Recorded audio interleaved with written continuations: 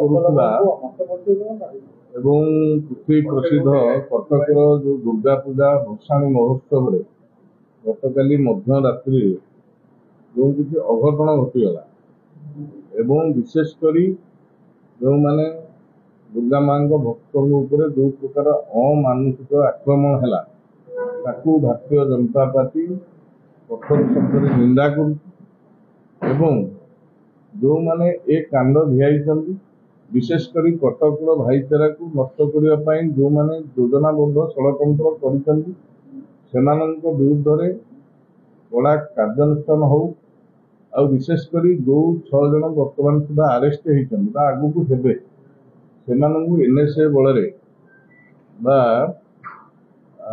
National security act ବଳରେ ସେମାନଙ୍କୁ ଗିରଫ କରାଯାଉ। ଯଦି ଗିରଫ କରାଯାଇଛି ଏହି ଆଇନ ତାଙ୍କ ପାଇଁ ଲଗାଯାଉ, ଫଳରେ ଏଇଟା ଗୋଟେ ଏକ୍ଜାମ୍ପଲାରୀ ଆକ୍ସନ ହେବ।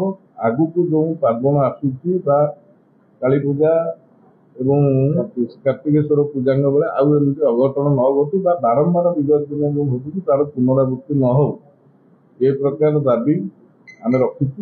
ଏବଂ ଆଜି ସକାଳେ ଶାନ୍ତି କମିଟିର କିଛି କାର୍ଯ୍ୟକର୍ତ୍ତା ଏବଂ ପୂଜା କମିଟିର କିଛି ମୁରବୀ ଆମ ଦଳର କିଛି ନେତୃତ୍ୱ ସିପିଙ୍କ ସାଥିରେ DCP ଅଫିସରେ ଏ ବିଷୟରେ ଆଲୋଚନା ହେଇଛି। ଯେଉଁ ମୁଖ୍ୟ ଦାବି ରହିଛି ଏ ଘଟଣା ପଛକ ପଟରେ ଯେଉଁ ବିଷୟ ରହିଛି ସେ ବିଷୟରେ ଆମେ ତାଙ୍କୁ ଅବଗତ କରୁଛୁ ଏବଂ ସିଏ ଦେଇଥିବା ଜବାବ ମୁତାବକ କାର୍ଯ୍ୟାନୁଷ୍ଠାନ ଦ୍ରୁତଗତିରେ ଗ୍ରହଣ କରୁଛନ୍ତି। ବର୍ତ୍ତମାନ ଭସାଣୀ ଦୃଷ୍ଟିରୁ ଯେଉଁ ସବୁ CC କ୍ୟାମେରା ଲାଗିଥିଲା ତାର ଚେକଅପ୍ ହେଉଛି ଏବଂ ସେ ଅନୁସାରେ ଆରେଷ୍ଟର ସଂଖ୍ୟା ଗିରଫର ସଂଖ୍ୟା ବୃଦ୍ଧି ପାଇବ ଏବଂ ଆମର ଡିମାଣ୍ଡ ଏଇଠି ଏ କଥାର ପୁନଶ୍ଚେଦ ଘଟୁ, ବାରମ୍ବାର ପୁନରାବୃତ୍ତି ନ ହେଉ, କଟକ ବଦନାମ ନ ହେଉ, ତା ଉପରେ ଆମେ ଆମର ଷ୍ଟାଣ୍ଡ କ୍ଲିୟର କରି ରଖିଛୁ। ବାକି ରାଜ୍ୟ ସରକାର ଏହି ଘଟଣାକୁ ଗମ୍ଭୀରତାର ସହିତ ନେଇଛନ୍ତି।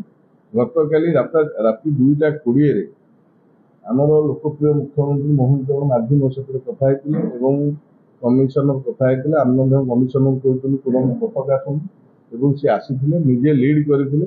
କୌଣସି ପ୍ରକାର ଆଉ ଘଟଣାକୁ ବୃହତ ରୂପ ନ ହେଉ, ମୋର୍ଟାଲିଟି ନ ବଢ଼ୁ, ମୃତାହତ ନ ହୁଅନ୍ତୁ। ତେଣୁ ସେ ବିଷୟ ମଧ୍ୟ ଧନ୍ୟବାଦ ପ୍ରଶାସନକୁ, ସିଏ ଆଉ ସେ ଘଟଣାକୁ ଆଗକୁ ବଢ଼େଇବାକୁ ଦେଇନଥିଲେ।